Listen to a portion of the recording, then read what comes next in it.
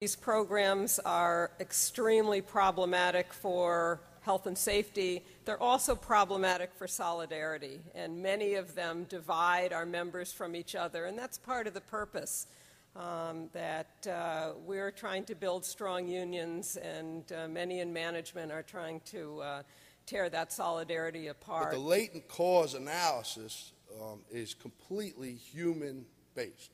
They try and go beyond the root cause to find out, and the two questions that they ask over and over and over in this program, number one is, what is it about the way we are that contributed to this event?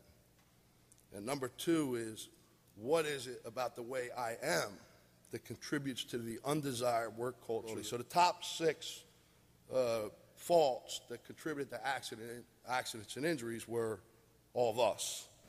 When Nancy described this as cult-like, I think that's the most accurate description. The true believers in that room were some scary folks. They talk about developing a mother source in your plan. And there's literally pages in this book about mass indoctrination.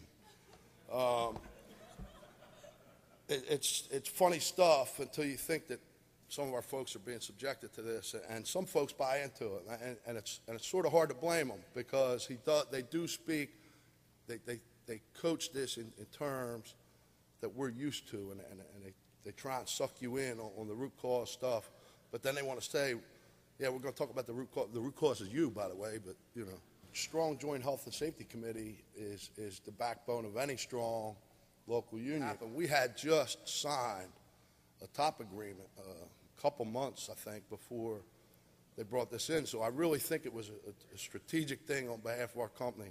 Okay, we got them in on, you know, we gave them an agreement on top, and now we're going to try and sort of slip this in under the radar. Luckily, once we did get a hold of their PowerPoint, we realized what we're up against, and we're able to fight it. The Steelworkers Union has incredible health and safety training of all types.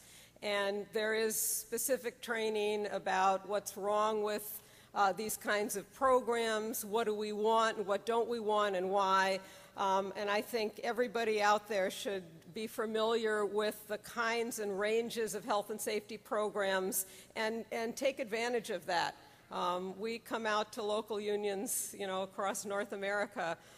In Canada, there's great resources in the U.S. as well, and take advantage of that, because maybe that kind of education with your committee and your members might have folks see things differently. They come up with this bright idea that if you get in an accident, report an accident or an injury, then you're going to wear an orange vest for 7 days. If it wasn't for the Mink Institute, we would have probably still been wearing orange vests and probably would have worn them for several years and probably wouldn't have known any better. So the company decided they were going to have a safety award where they'll do a drawing twice a year for big screen TVs. But if you had a recordable injury that year, your name was removed from the hat. You wouldn't be in the drawing. So we fought that again and argued about that for quite some time until Jeff Hartford, my recording secretary, attended a Mink leadership school in our District 11 school, and Nancy taught a class there and talked about these kind of programs there too. So those classes are very valuable, and this is where Jeff came back energized. And during our fight over this, we wrote letters to Iowa. We have a state plan in Iowa for OSHA. Some have state plans, some have federal, but we wrote a letter to them. They investigated and sent Alcoa a letter saying basically you must cease and desist this program, that it is a discrimination.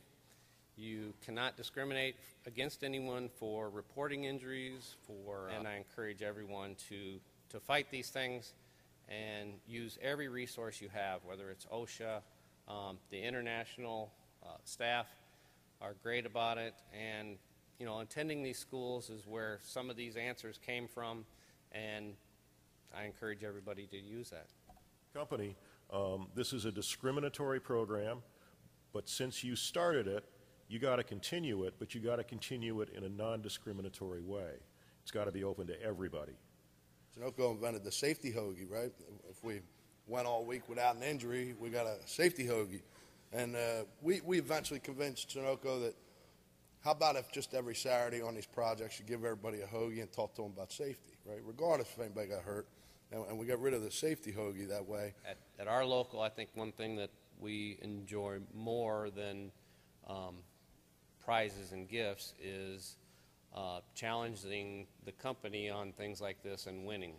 If you have a situation where when somebody reports an injury, they're brought into an inquisition, that we should remind our members of their rights to bring in union representation.